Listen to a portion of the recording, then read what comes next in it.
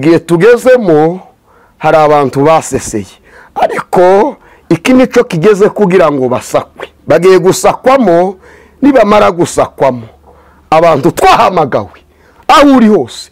Hari n'umuntu utarigera uja ku gatuti na rimwe, ariko yarahamagawe. Hari n'umuntu utarigera uja ku mbuga nkoranyambaga, yarahamagawe. Yicaranye umuhamagaro, yicaranye amabanga y'Imana hano imbere. Donc abantu muri kubatwa n'amategeko yose kostiliboli bandima y'abantu, ariko nimwite ku mategeko y'Imana. Muri mu gushaka kubahiriza amategeko y'abantu, ariko amategeko y'Imana reka da timuyakozwa, timuyakeneye. Ariko araje sha, araje. No statika siliboli bana silibanda. No silibandi ba. No niba mukorera Imana mwabashumba mwe. Kuki mutaza mutenga umuntu wasambanye utuzi imodoka. Umuntu utanga icyacumi ndi mumutenga. Ariko umuririmbyi cyangwa se umudiyakoni ukennye yakoze ikosa muramutenga. Ikigiye no kuba umudiyakoni bisigaye bigoye ngo nindi titi yo ku rwego rwo hejuru. Ngo nta muntu wapfa kuba umudiyakoni gutyo gusa. Ariko muzabibazwa. Nibwo butumwa nazanye, muhore mwiteguye kandi amatabaza yanyu ahore yaka, kugira ngo muhungu umujinya. Nuko muhora mwiteguye, mukareka gusambana, mukareka kuroga ndetse n'amagambo n'amatiku n'urwangano, mukabireka kugira ngo mwitegure neza. Nuko intambara ari y'umubiri. Dufite abashumba bari kurwana intambara y'umubiri kandi ari abashumba. Dufite abapastor bari mu kurwana intambara y'umubiri, bari mu kurwana intambara mu mubiri. Dufite abahanuzi bari mu kurwana intambara mu mubiri. Dufite abaririnzi bari kurwana intambara mu mubiri. Uracagira kamere yawe ntirasinzira. Uri umuhanuzi ukigira kamere. Nubona umuntu ayahanura, umuntu ayabwiriza, yarangiza agatitira, ariko yagera haza agakora izangwa n'Uwiteka Imana, uwo muntu nawe akwiye gukemanga. Izo ndimi yo Mana avuga itamuhereza kwera imbuto. Uraja kubwira abantu ngo Imana irakubwiye ngo ntibasambane, kandi nawe ubusambanyi bwarakubase. Uraja kubwira abantu ngo nibareke kuroga, kandi nawe ukiri umurozi. Uraja kubwira abantu ngo nibareke ishari, kandi nawe ufite ishari tenzwe. Ngo ntuzongera kuja ku gatuti n'umunsi n'umwe, ngo turagutenze ntukiri umudiyakoni wakoze icaha. Aho yakoze icaha ntazongera. Kubera iki? Kandi yihari. Uwo ntabwo ari umwuka w'ubugwaneza, ni umwuka w'ikinyoma, ni umwuka w'ubugome. Ntabwo ari umwuka w'ubugwaneza, ntabwo ari umwuka w'Uwiteka Imana, ahubwo ni umwuka. Ntabwo iriya mirimo amaturo ndetse no kugaburira abashonje, nitwambika abashonje, tugatanga icyacumi, tugafasha abakene, tukaja mu magereza, tudakiranuka, aho ntaho bizandikwa. Imirimo dukora tudakiranuka ntaho yandikwa. Imirimo yo nimvuga ubutumwa ndakiranuka, ntago zandikwa ko navuze ubutumwa mu gitabo k'imirimo, ntago bizandikwa.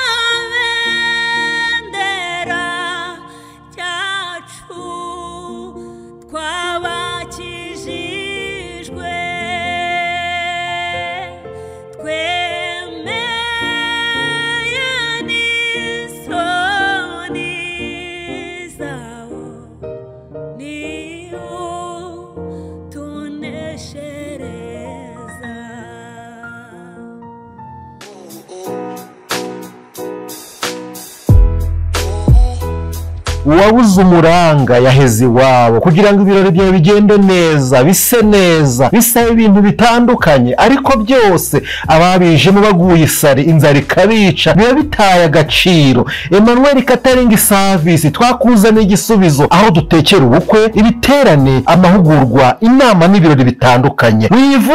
Wivunika tubigusangisha aho wakoreye ibirori hose. Ikindi kandi tubafite ibikoresho bikodeshwa, ari byo shopping dish, amasahane, amasafuriya, imbabura n'ibindi. Dukorera mu gihugu cy'u Rwanda hose, ibiciro biri hasi cyane. Duhamagare cyangwa twandikire kuri 078 31 942 cyangwa 072 50 53 549. Emmanuel Catering Service, umukiriya n'umwami.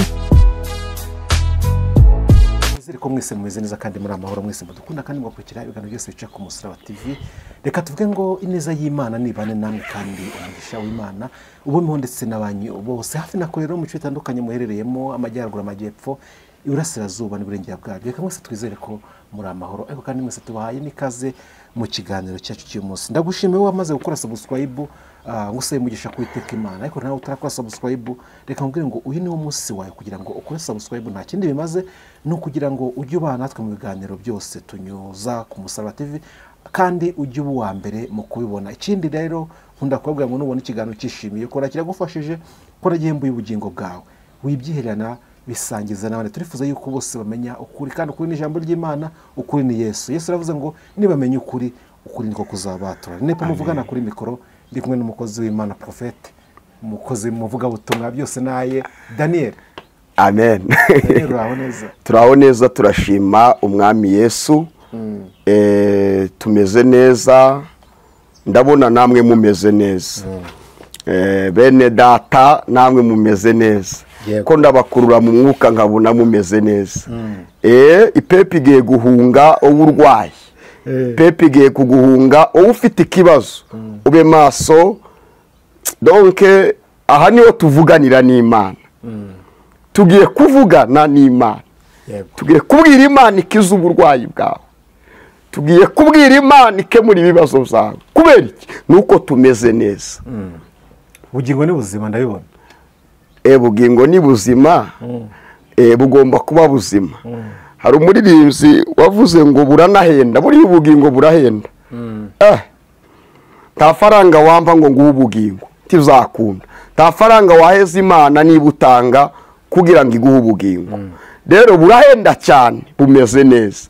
Buriya igihe cyose uzagura umwenda uguhenze ukawufata nabi, uzumenya ko uri umunyamwanda kandi utagacira ibintu. Kugira ngo twemererwe guhabwa agakiza, cyangwa se kugira ngo duhabwe agakiza na Kristo. Ngewe agakiza karamvuniye. Karamvuniye cyane. Nanyuze mu misozi, nyura mu mataba, ndageragezwa, donc ndabyimbagana kugira donc karamfa kukabona zarangoye. Ngafata nk'ikintu cy'igiciro gikomeye cyane kuri nge. Uyu muririmbyi we imza aravuga ngo ubugingo burahenda kurusha ifaranga. Mubonye namugurira fanta, yagize neza. Muntu ufata ubugingo n'abakaja mu byaha, aracafite ubujiji, aracakeneye kwigishwa. Ariko ubugingo burahenda kurusha ifaranga. Yego. Tangazo hii uzima burahenda cyane. Rero ngewe Daniel imeze neza, ndumva nkomeye. Ariko buriya gutanga amaturo menshi mu rusengero ibyacumi byinshi ntabwo byatuma unabona ubugingo. Oya, ntabwo izo zatuma ubona ubugingo. Ntangaze amaturo ntiyatuma ubona ubugingo. Icyacumi nticyatuma ubona ubugingo. Donc ubugingo ntabwo bugurwa amafaranga. Ubugingo ahubwo bisaba gutanga umubiri wawe, ugatanga n'ingingo n'ubwenge kugira ngo urokoke. Bishatse kuvuga ngo utera umugongo iby'isi ukaba mwisi nk'utayirimo. Nge Daniel isi nyirimo ntanayirimo. Ikirere ndimo ntabwo ari ico mwisi. Ikirere ndimo ndi mwijuru mu buryo bw'umwuka. Hari ikintu byo vuga ngo gutera isi umugongo. Ubundi gutera isi umugongo ni gute? Uba mwisi wigendamo, uyitera umugongo gute kandi uyibamo? Uburyo ushobora gutera isi umugongo nugora mu bihe by'umwuka uvuganiramo n'Imana, kandi ugahora mu bihe Imana igushakamo, ugahora muri connecte y'Imana y'ijuru, ugahora muri uwo mujyo. Niyo mpamvu Yesu yavuze ngo timukiva mwitandukanye n'abisi. Yego. Kandi timukamere nk'abiki gihe. Nitwe yabwiraga donke dore mu bihe muri zabiye, kandi Imana ni umwuka, n'abayisenga bakwiye kuyisengera mu mwuka. Muri make dore muri zabihe z'umwuka nk'abantu b'Imana. Yego. ese ibyo birashoboka guhora uri connecte n'Imana n'ijuru, uba mu isi y'ibibazo, isi y'intambara, isi y'uburwayi, usonza, izo ngorane zose wifuza, ndashonje nkeneye kurya, biransaba iki, biransaba ibi ngibi, ndiyuhakuya, utekereza ibyo bintu byose byatuma uba connecte n'ijuru buri munsi? Donc birashoboka cyane. Impamvu tuzaba connecte n'ijuru buri munsi nuko tutemeye kwimura Imana. Igihe uzimura Imana muri wowe tuzaba connecte n'ijuru, ariko nutimura Imana muri wowe izakomeza kukubashisha. Niyo mpamvu Yakobo yaduteguje muri Yakobo igice cya mbere ku murongo wa 12 aravuga ngo harahirwa abo ni bande yabwiraga, nabizera. Ni bande yabwiraga? Nabemeye komatana n'Imana. Aravuga ngo harahirwa umuntu wihanganira imugerageza, kuko namara kwemerwa kwe ni gute? Nuko hari umuntu wari ureba nimba yitwaye neza, hari umuntu wari ureba nimba koko ari kugenda nk'uko Imana ishaka. Donc uwo ninde? Ni Mwuka Wera ahorana nawe. Namara kwemerwa azambikwa ikamba igihe Imana yasezeranije abayikunda. Yego. Uyu muntu utimuye Imana ntabwo ashobora gusharirirwa n'ibihe bikomeye. Iyo bije arakomera. Ese ni ryari umuntu yimura Imana biba byagenze bite? Iyo guti igihe impamvu waje gutyo, ntago ndamenya hano byanditse. Yego. Ntago ndabisoma, ariko nabajya kuvuga ngo n'intungane ngo bwira icumi karindwi nkibaza, gusa byo ntago njya mbyemera ko sinzi aho byanditse, ntago ndabisoma, ntago njya nemera ikintu afite igihamya, ariko ndi kwibaza umuntu yimura Imana ryari, biba byagenze bite? Ese agara ubusabane bw'Imana yimuye bigenze bite?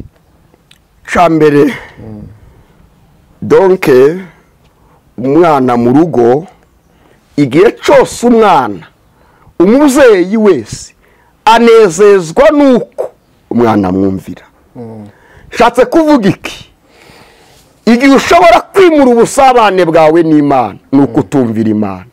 Imana ikakubwira, donc ijambo riravuga ngo yakweretse ikiza n'ikibi izarizo. Igihe cyose Imana izakubwira nk'umwana gukora ikiza ukinangira, tayari wimuye Imana. Ninde mwana baca mu muryango? N'umwana waze kumvira ababyeyi, n'umwana wagomeye ababyeyi agakora izo yishakiye. Ngo kera hari umwana w'ikirara ngo yaza agakunda gukora izo yishakiye, ngo umunsi umwe abwira se ngo data ngo mpa umugabane waje nigendere mu iviri. Arangije mu mugabane we aratorongera aragenda. Uwo ni umwana utaremeye kumvira ababyeyi. Kwimura Imana nuko utayumvira. Iyo utumviye Imana ukaja mu z'Imana itakubwiye, uba wamaze kwimura Imana mu buzima bwawe, ukimikamo inzu ushaka kugeraho. Ariko nanone ko warumbaje ngo ni gute kandi umuntu yagaruka? Nuko wakemera ukagaruka, ukihana, ugaca bugufi, ukemera amakosa yawe n'amafuti yawe, ukamera nk'uyu mwana w'ikirara yaratekereje. Aravuga igihe nabanye na data ndaco yanyimye, ninge wabaye ikirara. Uyu mwana mararangije aragaruka.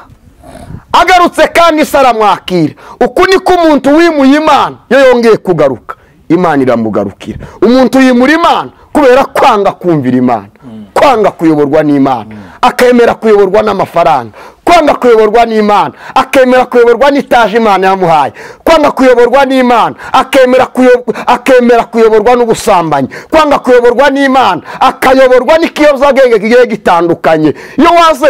Donc aba yamaze kuyimura akimika ubusambanyi. Hari abayimura bakimika ubusinzi, hari abayimura bakimika kugira nabi, hari abayimura bakimika izabigiye bitandukanye. Ariko niyo mpamvu ijambo ryavuze ngo nugaruka uzakugarukira.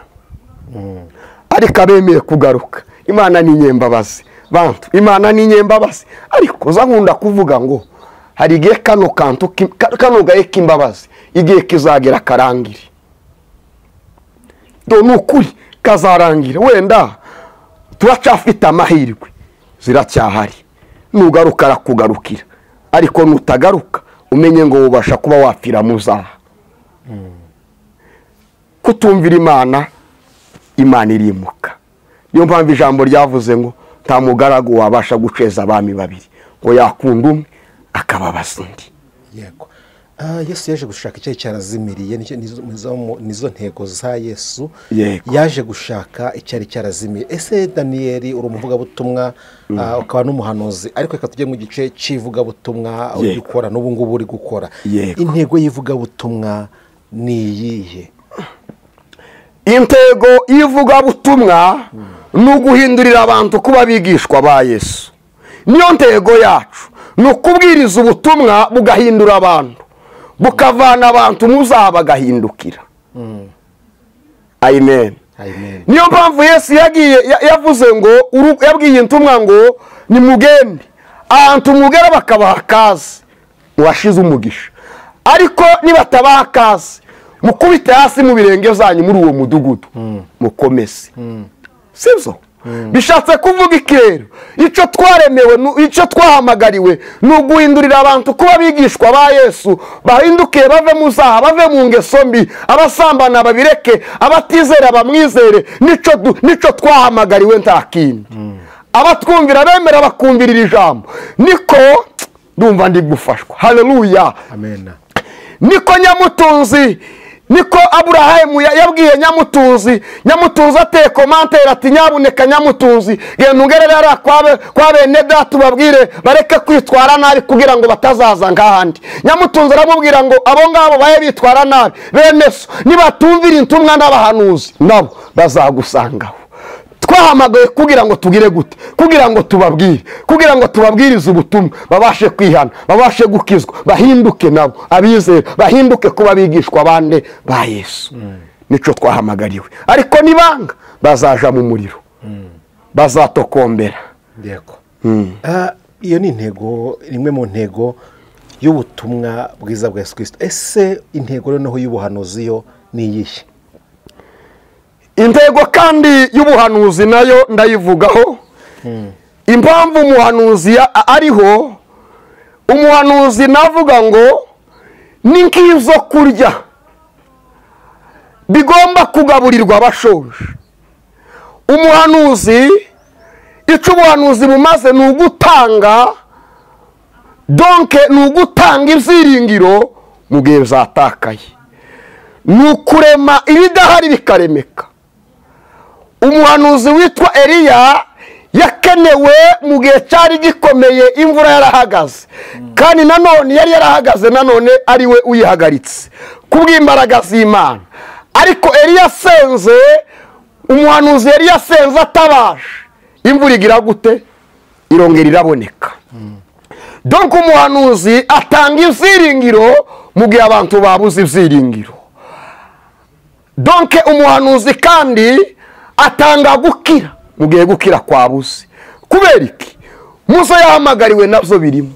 Umuhanuzi ni umuti udasanzwe ukiza indwara zigiye zitandukanye mu bantu zanze gukira. Yesu ahimbazwe cyane.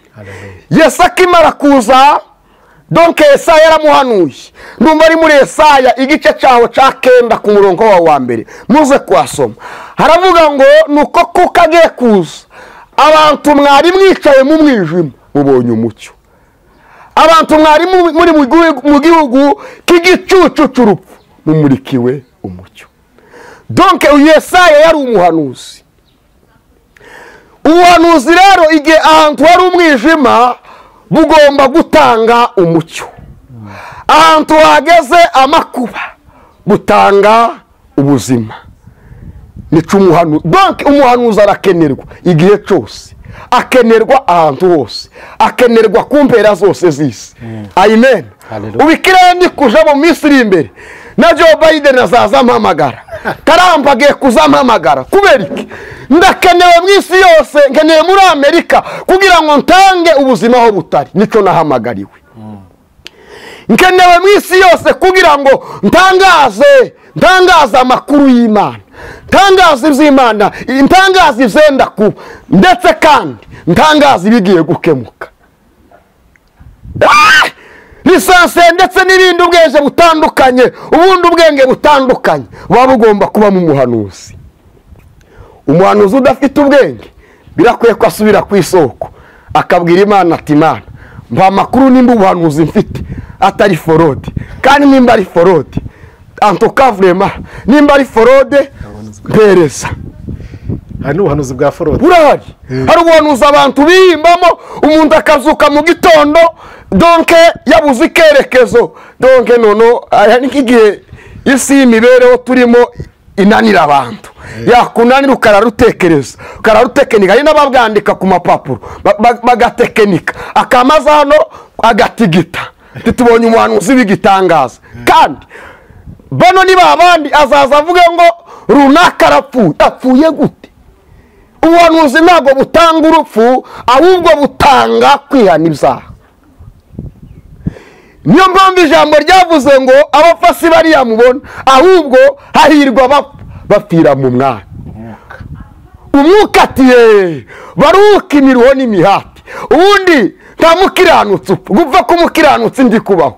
Uraza gutangaza ngo runaka arapfuye, ahubwo wayoze twagatangaje ngo runaka aratashe. Sizigera mvuga ngo runaka arapfuye, ahubwo zavuga ngo runaka arazimiye, sizavuga ngo arapfuye. Azimiriye mu zaha nyine gutaha, nta mukiranutsi upfa arataha, abagiye kuruhuka. Hari abahanuzi rero bazihimbamo, bakaza muri strategie yabo bagatitira bakavuga mu ndimi ye. Ubu ndabizi ugiye kumbaza ngo tuzabamenya gute?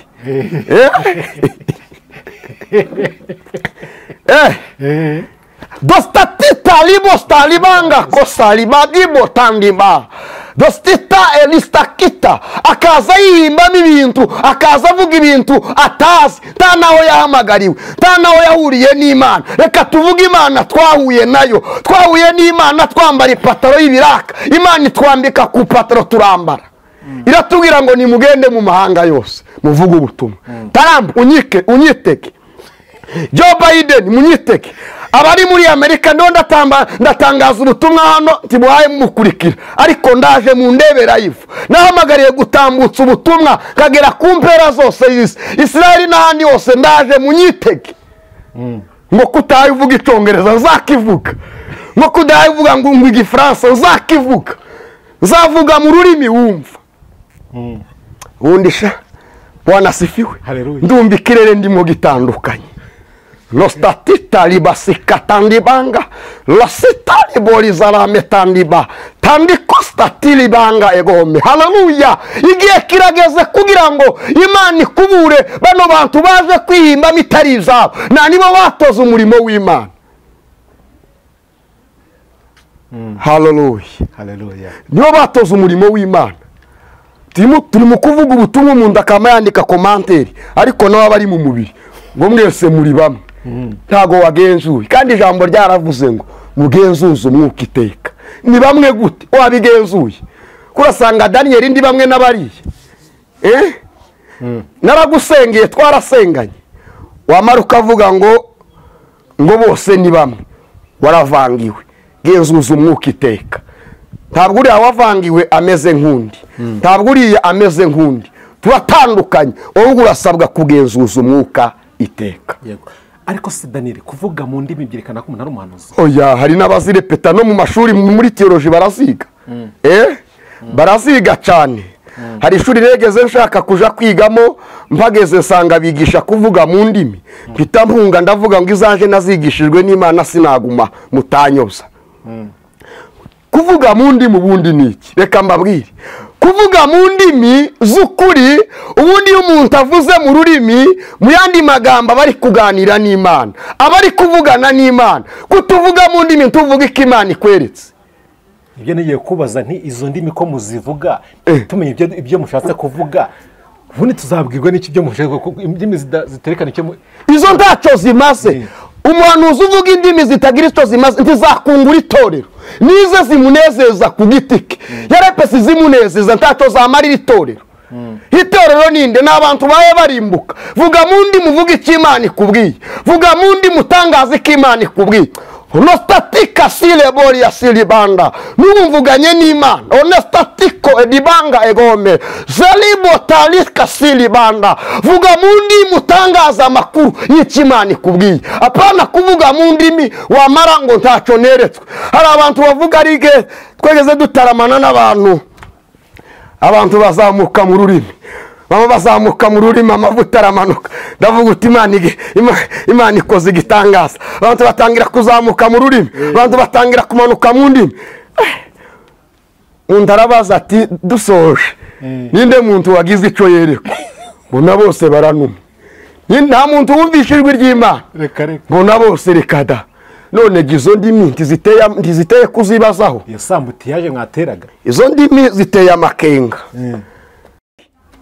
kuvuga mu ndimi ni ikintu kidasanzwe niyo mpamvu hari abantu baseseye ijambo riza ribivuga neza ngo muri mwe hari abantu baseseye muri mwe rwihishwa ngo ariko sha ngo bagenewe kera kuzacirwaho iteka ngo ni abantu batubaha Imana wanasifiwe umuntu wese rero azavuga indimi ariko ntavuga iyerekwa yagize nanagira ngo avuge iyerekwa yagize azarara aryandika mu gitondo atubumpanuye ko bashize bose tizagenda gutya hari igihe ari we wazatokombera mbere yabo hari igihe uzashira mbere yabo ariko kuvuga mu ndimi ntabwo ari byo bigaragaza ko umuntu ari uw'Imana igihe tugezemo hari abantu baseseye ariko iki nico kigeze kugira ngo basakwe bagiye gusakwamo nibamara gusakwamo abantu twahamagawe aho uri hose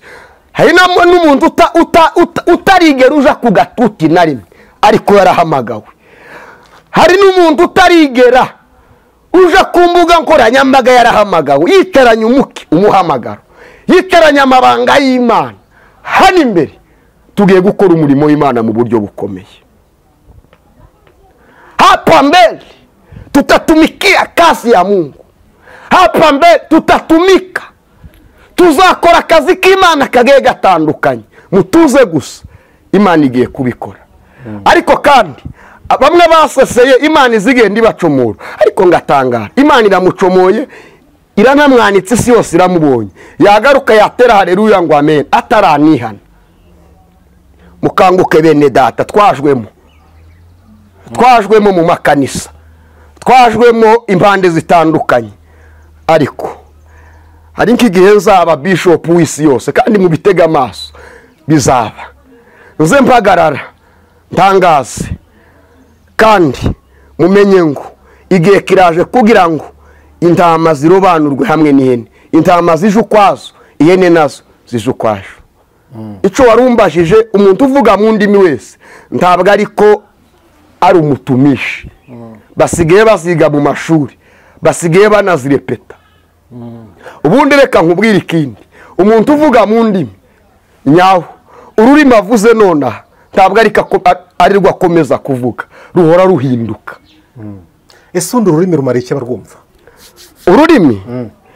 ururimi icyo rumariye abarwumva iki gihe navuga ngo zarivanze ariko ubundi ururimi ni ikimenyetso kitwereka ko Imana yatangaje amakuru yavuze tugategereza ubusobanuro bwa cyakintu Imana yagize gute yavuze ni nguko ubona amandiko umunyamwuka agiye mu mandiko akandika amandiko ni amandiko utasomesha amaso y'umubiri ushobora gusomesha amaso y'umwuka akagirira umumaro babandi badafite za mpano ariko kandi n'ururimi rufitiye kenshi umumaro urwumva abarwumva rubafitiye akamaro ariko kandi si na bose bitewe ko ntabwo abantu bose bafite izo mpano ari nk'umuntu navuga mu rurimi umuntu uvuga donc umuntu uvuga mu rurimi nyawe iyo yicaranye n'umuntu uri mu mwuka w'Imana ahita amenya icyo avuganye n'ijuru ushobora kuvuga mu rurimi ngahita amenya icyo uvuganye n'ijuru nkabimenya ni nguko ushobora guhabwa amandiko ya mandiko uhawe wayamba nasenga Imana ikambishuriza ariya mandiko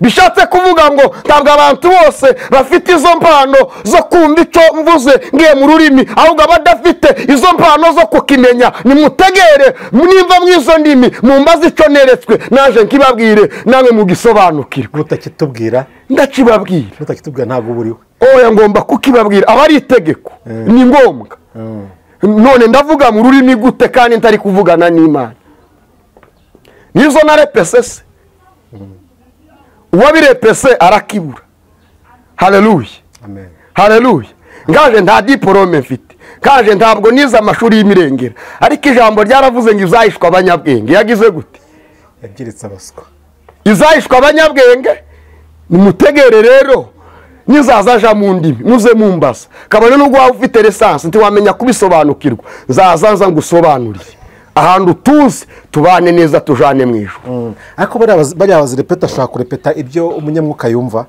ku buryo ntiyarepese yaza akabivuga uri mu mwuka akabisobanura izo ntabwo zashoboka ukimara kuvuga mu ndimi yari igihe twazaga tuzimya abantu ugasanga umuntu avuze mu ndimi nk'iminota 30 akavuga mu ndimi wakurura mu kirere cy'umwuka ukabona nta connection na gato afite nta n'amahuriro yayo afite wasanga ugasanga niwe nyine ubwiwaye uvuga muri izo ndimi ako kanya umuturisha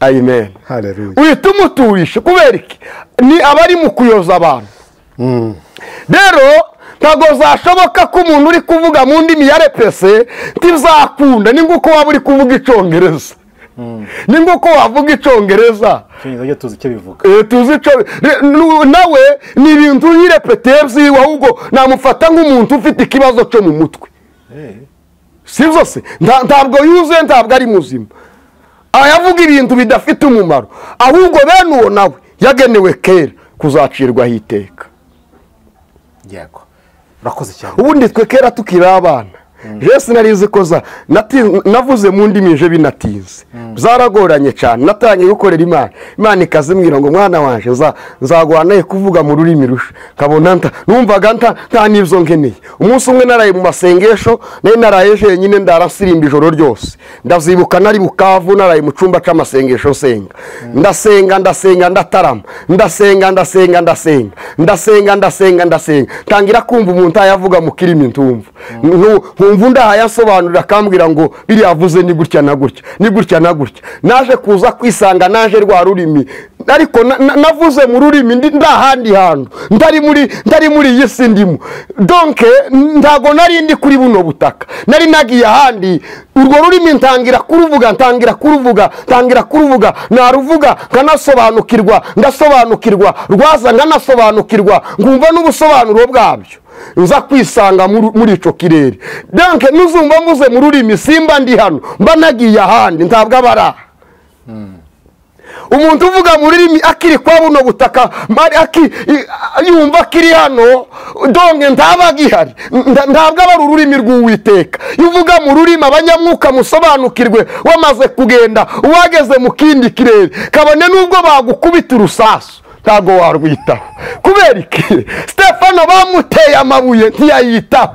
kubera iki yari yamaze kugera mu kindi kirere bamutera ibuye ryo mu maso ntiyabyitaho amaraso akazava ntabyiteho ahubwo aravuga ngo nta makuru mufite dore mbonye ijuru rikinguka haleluya mbonye umwana w'intama w'Imana yicaye iburyo bwa se kubera iki ari mu kindi kirere haleluya haleluya hari ahantu negeze yewe nakunze kwiga ibintu byinshi Bwana asifiwe sana Yesu ahimbazwe cyane Imana izi twigisha negeze ahantu mbageze umumama umwe arahanura rwari mu rugo cyari icyumba kiyobowe n'umugabo n'umugore noneho umumama umwe arahanura amaze guhanura telefone biramuhamagaye ari mu buhanuzi ari mu isheni y'ubuhanuzi telefone birasona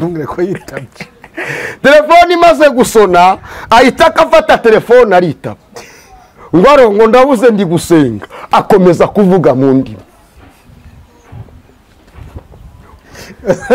akomeza kuvuga mu ndimi none ukagaruka umuririnzi yaravuze ngo nje ndi umukristo ngo kandi ndi umutabazi ngo mu ntambara ndarasana haraza agera akavuga ngo kandi ngo izino mwisi ndabitaye iyo twageze mu kirere cy'umwuka izo mwisi tuba twabitaye ibinyeganyega mwisi ntabwo tubyitaho tuba turi kureba ibindi biri ahandi abanyamubiri batabona ab'isi batabona nizo tuba twagiye kureba hahandi naho tuba turi ikunda ko ab'isi bahagera niho tuba twageze kabone nubwo wandi urwara ntabwo nakumva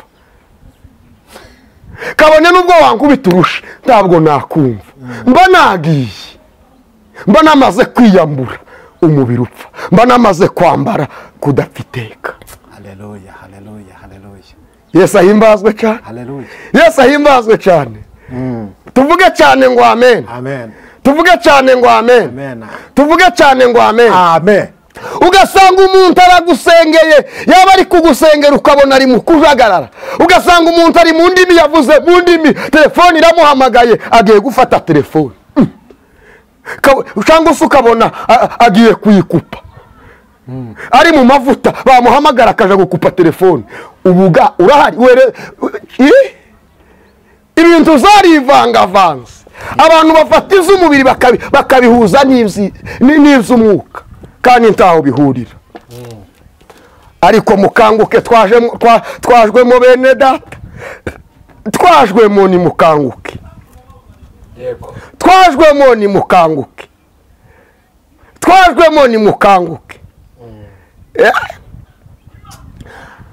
Abandi ngo nuzuye umwuka w'ubugare ngo ngiye kugusohora, hari ugasanga umuntu asohoye iwabo mu ikanisa ngo yakoze icyaha. Imana isohora abantu mu kanisa bagomba gukiriramo, iyo ntabwo ari Imana. Nguriya ngo ndamutenze n'izo mutenge, yakoze icyaha mutenge, ariko ntumutenge gutyo gusa, mubwiriza ubutumwa, umubwira amakosa ye. Jambo ryaravuze ngo umuntu naza murimo mwebwe ab'umwuka, mwebwe ab'umwuka mumugaruza umwuka w'iki ubugwaneza. None umwuka turi kubagaruza no kuja kubatenga, bakamara imyaka batenze ngo ntiremere kuja kwigabura. Mugaruza umwuka w'ubugwaneza, ngo ntabwo ngo uratenzwe, ngo ntuzongera kuja ku gatuti n'umunsi n'umwe, ngo turagutenze ntukiri umudiyakoni wakoze icyaha. Aho yakoze icyaha ntazongera kubera iki? Kandi yihannye. Uwo ntabwo ari umwuka w'ubugwaneza, ni umwuka w'ikinyoma, ni umwuka w'ubugome, ntabwo ari umwuka w'ubugwaneza, nta nubwo ari umwuka w'Uwiteka Imana, ahubwo ni umwuka mwihimbzemo.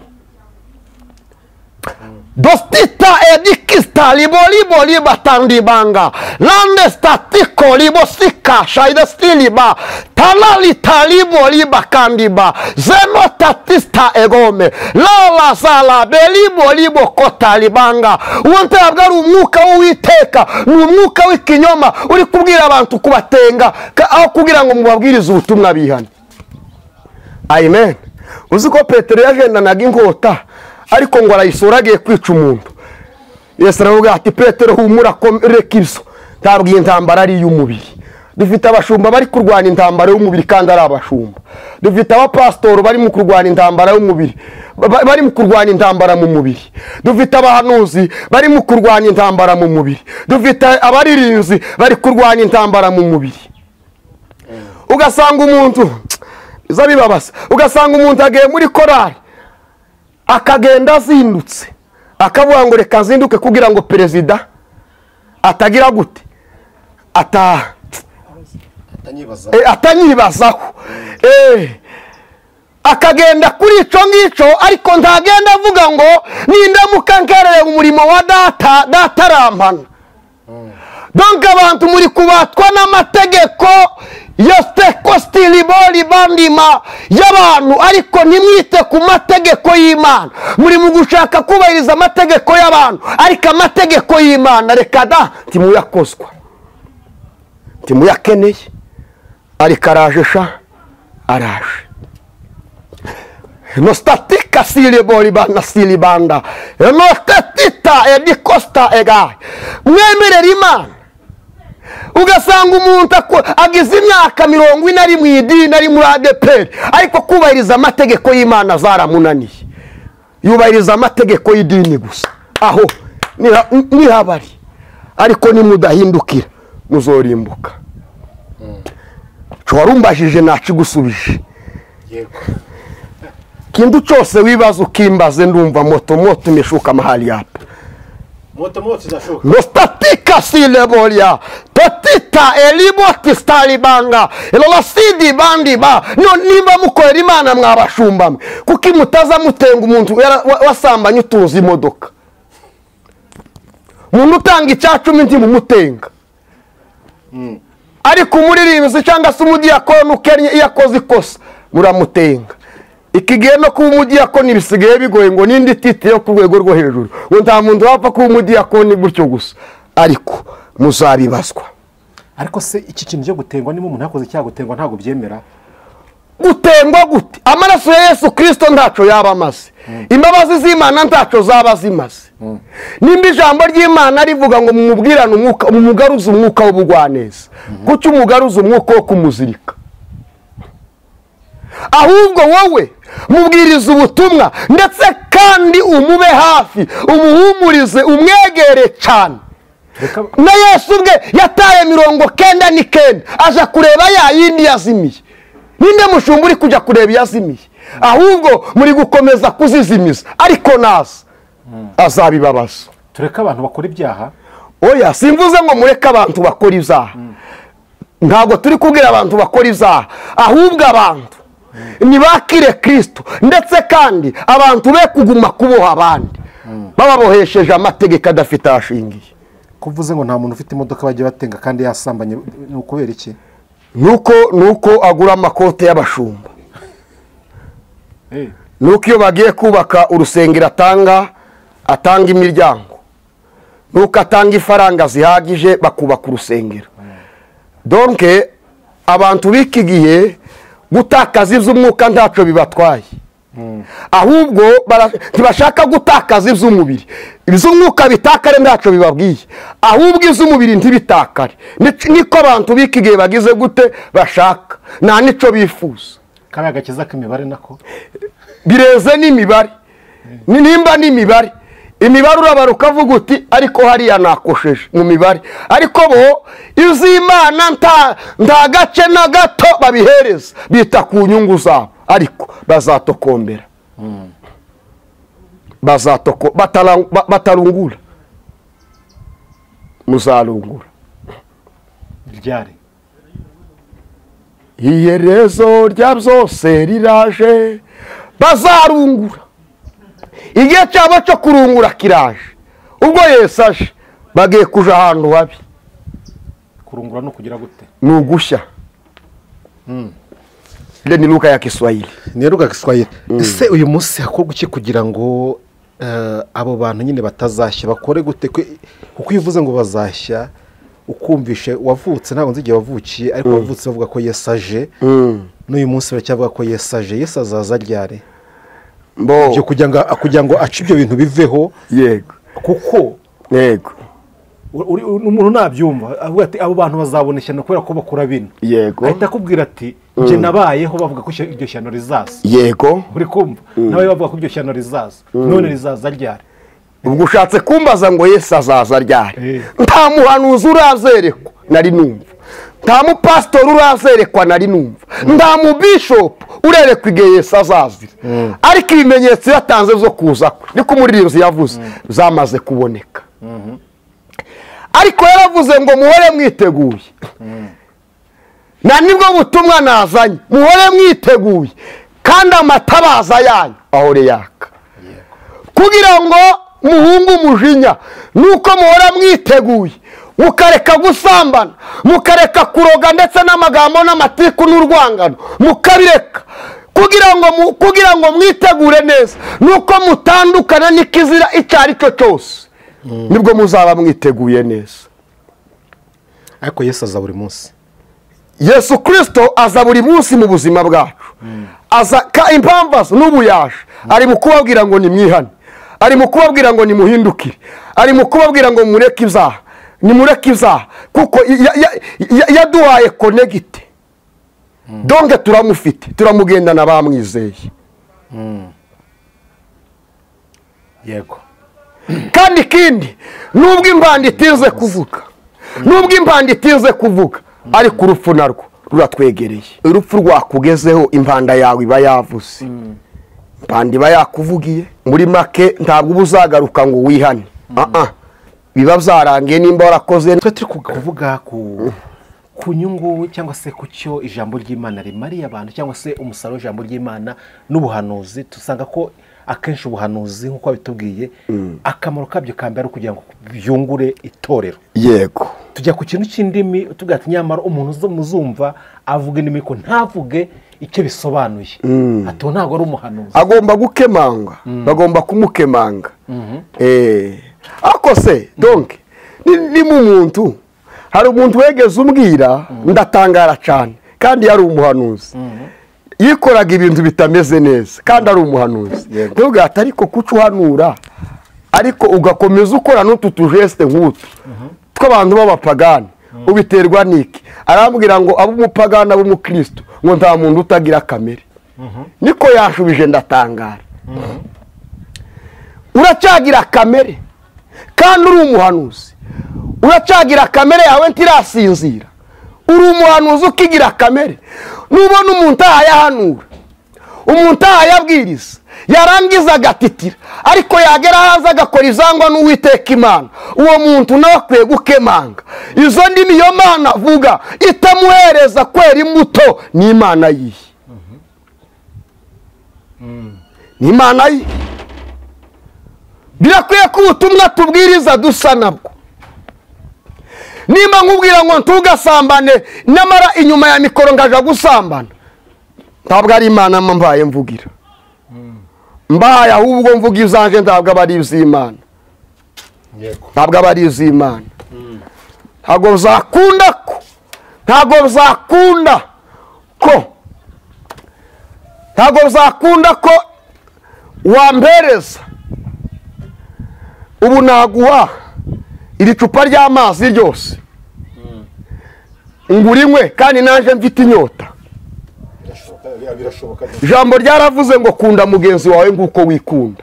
Ntabwo nakwiyanga, ntabwo nagukunda ngo niyange. Nanywa kuri aya mazi nawe ngagugasomaho. Ushaka kubona ngewe, ushaka kubona ko ushoboye kwihangana. Ndagufite. Ndagufite. Ndafite kwihangana ndanywa nawe ngaguha ukanywa. Ari ugashira inyota naje ngagira gute ngashira inyota. Shatse kuvuga iki rero? Uraja kubwira abantu ngo Imana irakubwiye ngo ntibasambane kandi nawe ubusambanyi bwarakubase. Uraja kubwira abantu ngo nibareke kuroga kandi nawe ukiri umurozi. Uraja kubwira abantu ngo nibareke ishari kandi nawe ufite ishari. Ile ni bongo. Uko ni ukubeshya abantu. Tangaza ko ari uri kubibabwira ariko we gushira mu Imana. Tangaza ureke gushira mu Imana. Ariko ikibazo kimwe nakwibaza aho ngaho Daniel ufashe kugisobanukirwa. Yego. Ubwiye abantu ngo nibave mu byaha bareka ubusambanyi, wowe usambana bareka kwiba kandi we wiba. Naje ngiye bareka amagambo kandi ujya amagambo. Ese hotastikatila basala balibo talibanga. Hone takosa datiki taliba. Ndakumva mwana. Jalibo tista eliki talibanda banga elostifo egome ndakumbise mwana. Ha lala lista ediko taliba eniwili banga. Wiwi zolibo talikisa eligadua. Tangu eno talabanga sika elibanga sisha ega. Urakoze mwana. Imana ishimwe cyane. Nostatika ndagusubiza yego stifo egome. Yego mbwira. Yego icyo navugaga ngize ikibazo ni kwibaza ubwo butumwa atambukije cyangwa se atanze nubwo uvuze ngo ntabya ko we ibyo atanze ngo mureke we arabikora ko ari byiza abantu bava mu byaha ubwo butumwa turabubwita ko bupfuye kandi aba barabwumva barava mu byo barimo. Ubwo butumwa kubutanze ubwo butumwa ntabwo busukuye neza. Gute? Igihe cyose robine yanduye amazi aza ameze nk'asa neza ariko iyo yayunguruye haboneka mutuntu. Ntabwo buno butumwa buba busukuye neza. Bwari gusukurwa neza bitewe naho buturutse. Kandi mu barabyumva harimo abajura barabajura barabireka. Kabone nubwo wabikora. Nizo barabireka ariko kandi umuco ndetse n'umwuka wera wagakwiye kubuherekeza. Ntabwo ariko tubwira abantu ngo bihane, ahubwo turababwira biturutse ku mwuka wera, uwo mwuka wera agasanga ba bantu bakihana. Nimba mutambukije bidaturutse ku mwuka wera nkabutambutsa kubw'inyungu zanjye, ni uwuhe mwuka wera ubuherekeza kandi atabumpaye? Bishatse kuvuga ngo barabwumva, n'ubundi guhindukira biragorana ko bahindukira. Kubera iki? Uwakagombye gutuma bahindukira ntabwo yabushoreye. Yego, uwatumye bahindukira ntabwo yabushoreye. Ese uwo muntu yihanye akava muri ibyo byaha neza? Yego. Hari n'utujya tuvuga mujye muvuga ngo iminyago cyangwa se imwe mu mirimo izaduherekeza. Yego. Ese uyu muntu yatambukije ubutumwa ariko ari mu byaha, abwira abantu kureka ibyo atareka. Yego.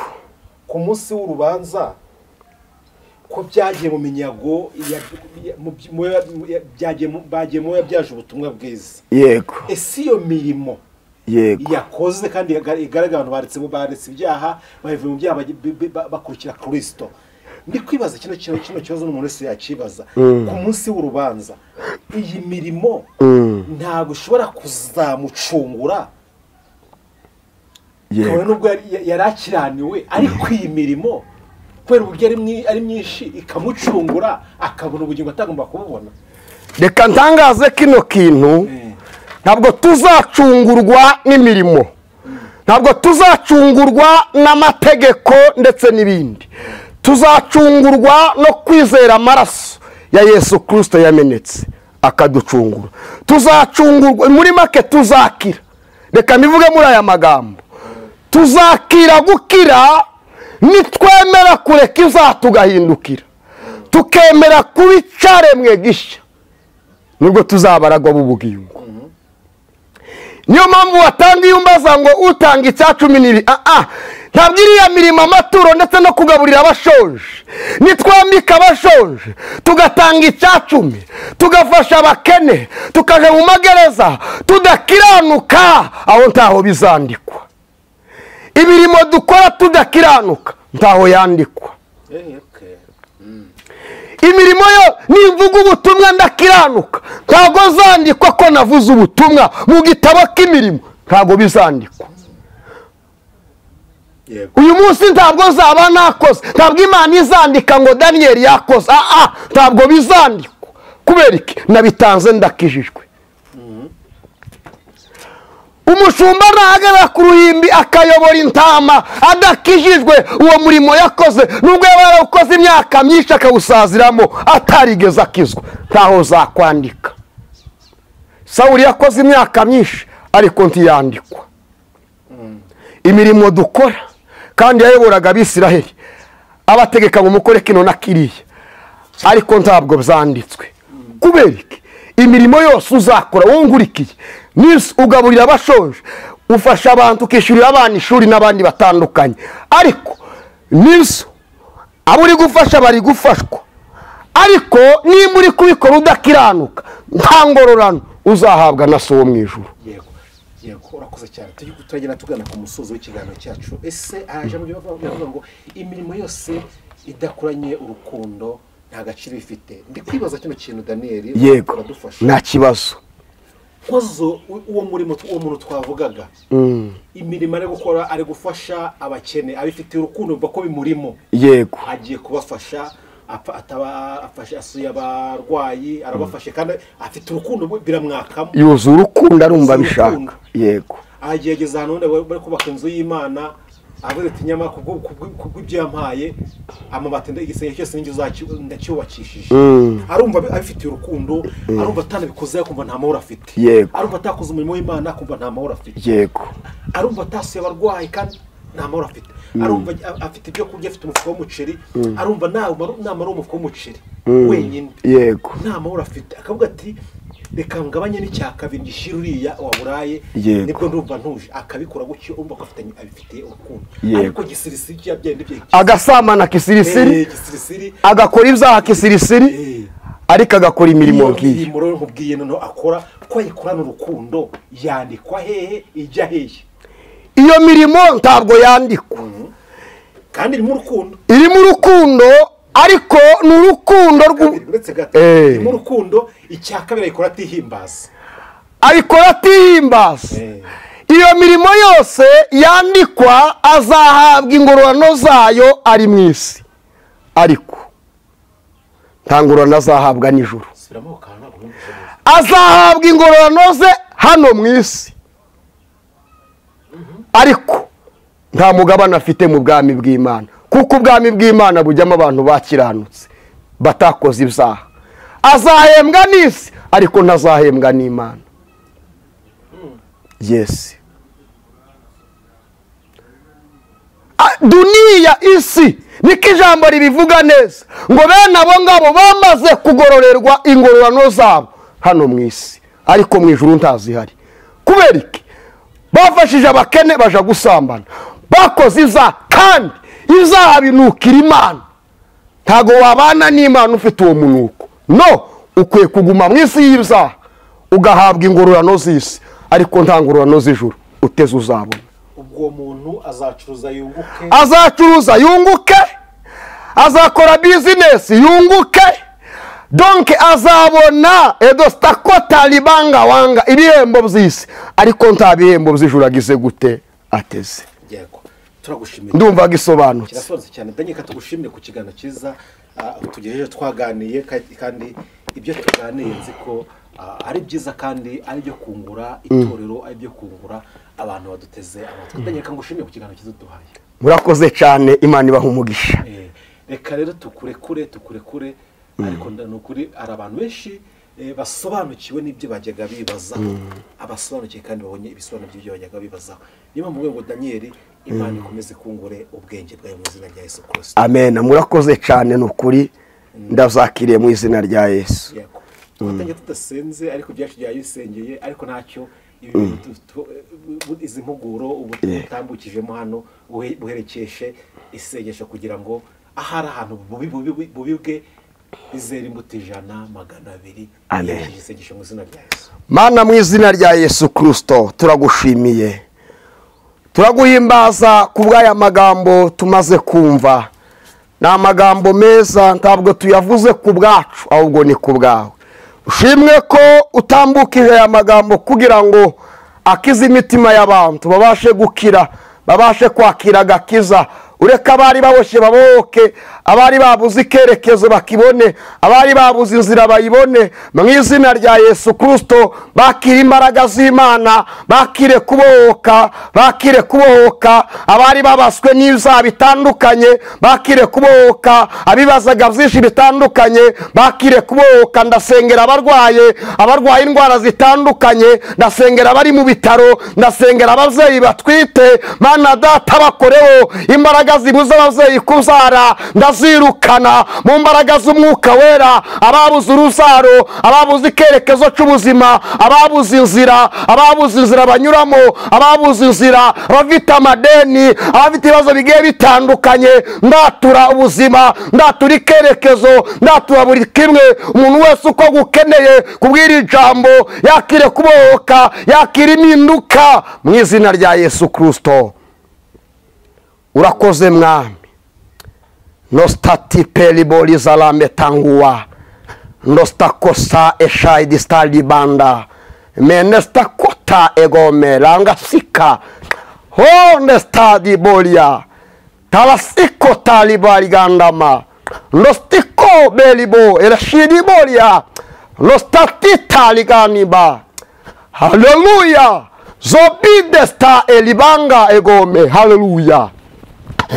Gera kuri uyu muzeyi mwamufite ikibazo, tostatite gome, zenguruka mu rugo rwe, zenguruka impande zose. Dore abana batangiye amashuri, Mana ndabasengeye, numva nyoboye gusengera aba bana mu mbaraga z'Umwuka Wera. Gera ku mashuri y'aba bana, baheze ubwenge. Arabo Satani ananiza ku mashuri, ariko ndabasengeye, ndatura ubwenge kuri aba bana, ndatura ubwenge kuri aba bana, ndatura ubwenge kuri aba bana, busendere kuri bo. Abo Satani yatwaye ubwenge, ndakura izo mbaraga zinjiriye abo bana ku mashuri mu mbaraga z'umwuka wera. Zenguruka kuri aya mashuri, uburinzi bwawe, korotire yawe igote bano bana, mwuka wera wawe agote bano bana ku mashuri, ubarinde ibitero n'umwuka wabatera aho waba uturutse hose. Ndawirukanye, reka bano bana biga amashuri ndetse babone ikerekezo, bitera umunezero ababyeyi babo mu izina rya Yesu Kristo.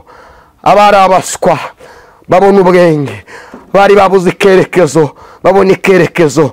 Mucyo wawe usendere ku bantu bose mu izina rya Yesu Kristo Nazareti. Turakoze, amen.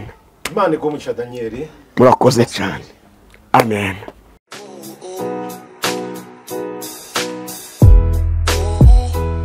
uwabuze umuranga yaheze iwabo kugira ngo ibirori byawe bigende neza, bise neza, bisabe ibintu bitandukanye, ariko byose ababijemo baguye isari, inzara ikabica, biba bitaye agaciro.